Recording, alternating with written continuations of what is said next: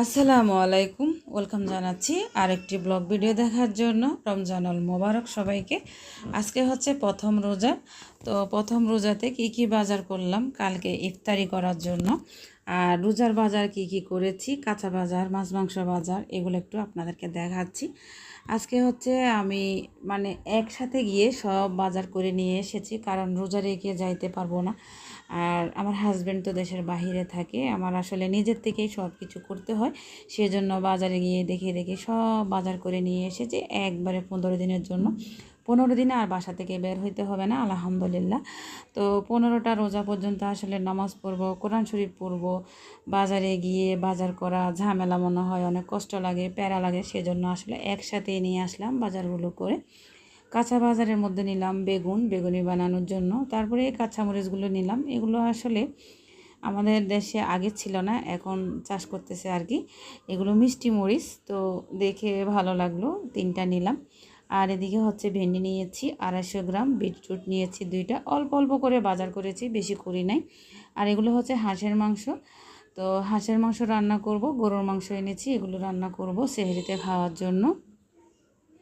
আর হচ্ছে এদিকে আমি বাজার করেছি এই টমেটো, তারপর হচ্ছে শসা নিয়েছি, গাজর, তারপর একটা তরমুজ নিয়েছি, আর মিষ্টি আলু নিয়েছি। মিষ্টি আলুটা খেতে আমি খুব পছন্দ করি। আর আপেল নিয়েছি আমার মেয়ের জন্য, ও হচ্ছে খিদা লাগলে ওকে একটা আপেল কেটে দিই। আর পেঁপে নিয়েছি কালকে রোজা রেখে ইফতার করে খাওয়ার জন্য।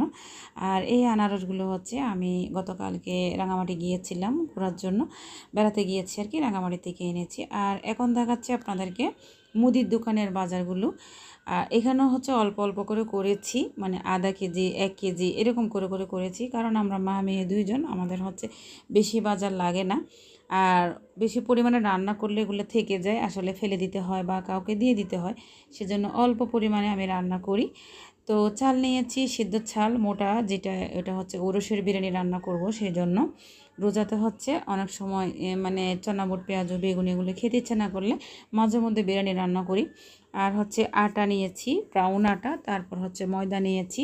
এখন যেহেতু রোজার মাস, রুটি পরোটা বানানো যাবে না, নাস্তা বানানোর জন্য আটা আর ময়দাগুলো নিলাম আর কি 1 প্যাকেট করে। তো রান্নাবান্না শেষ, সব রান্না করে নিলাম। সেহরির জন্য হাঁসের মাংস রান্না করে নিয়েছি আলু দিয়ে, আর হচ্ছে গরুর মাংস রান্না করেছি।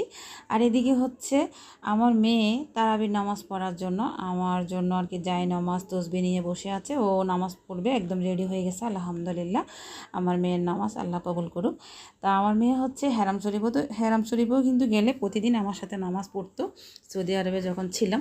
এখন ওই অভ্যাসটা কিন্তু ওর রয়ে গেছে। ও হচ্ছে আমার জন্য যায় নামাজ বিছিয়ে তারপর হচ্ছে উজু করে বসে আছে, আলহামদুলিল্লাহ। আমার মেয়ের জন্য সবাই দোয়া করবেন। আমার মেয়ে হচ্ছে নামাজ পড়ে আর হুজুরের কাছে হচ্ছে পড়ে আর কি, আরবি পড়ে। সবাই ভালো থাকবেন। ভিডিওটি ভালো লাগলে লাইক কমেন্ট শেয়ার করবেন।